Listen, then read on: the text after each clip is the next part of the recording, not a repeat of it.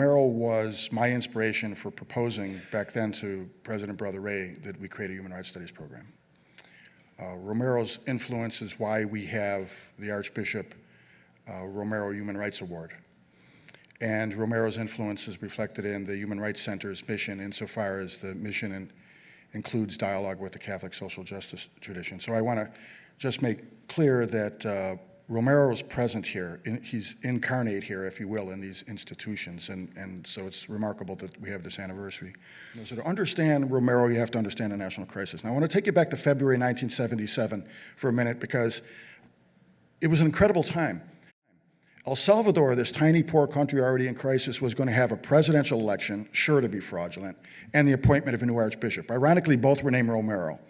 The presidential candidate, the choice of the oligarchy, was General Carlos Humberto Romero, who was the oligarchy's choice because he was Minister of Defense and he was good on repression. Oscar Romero was the oligarchy's choice for archbishop because he was known to be a conservative priest. The fraudulent election was the 20th of February. Romero had been archbishop for 3 weeks. Thousands of people turned out in San Salvador to protest the fraudulent election. The National Guard opened fire on them in front of the National Cathedral and killed 400 people.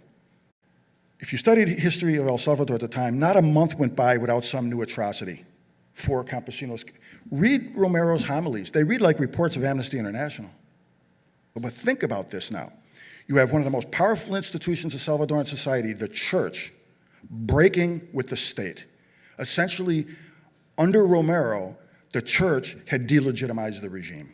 He won the affection of the poor, right? He met with them, he interacted with them.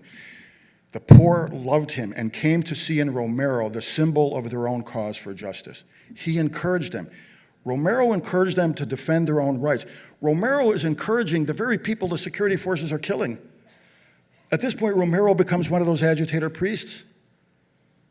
He supported the clergy and the religious and the laity's efforts to do pastoral work in the countryside, something that he seemed not to want to do when he was Bishop of Santiago de Maria. Suddenly, he was behind the cause, right?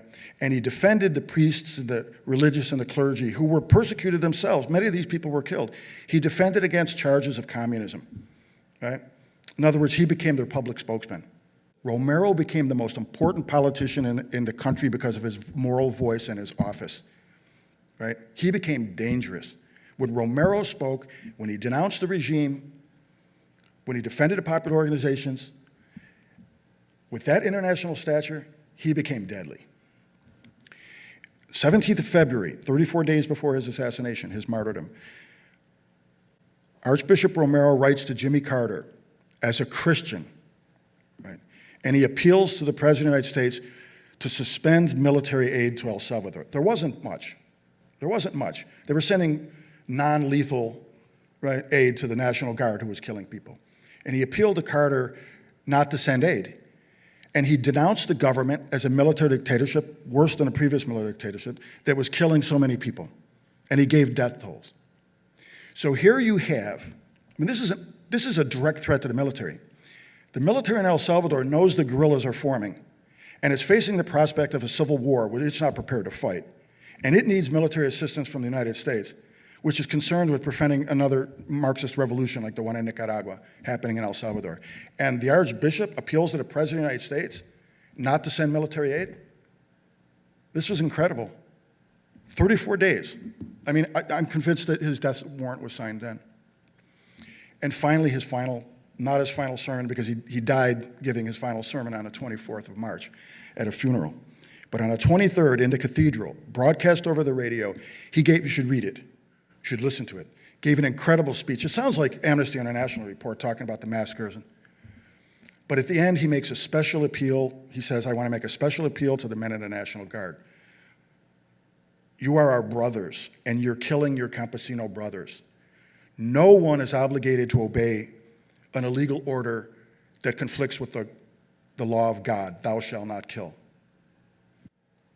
Romero's going to be a saint because he was a martyr. And he was a martyr because he was a prophet. And he was a prophet because he was a pastor. And in the national crisis in El Salvador, to be a pastor meant you had to be a prophet. And to be a prophet meant you would be killed. Thank you.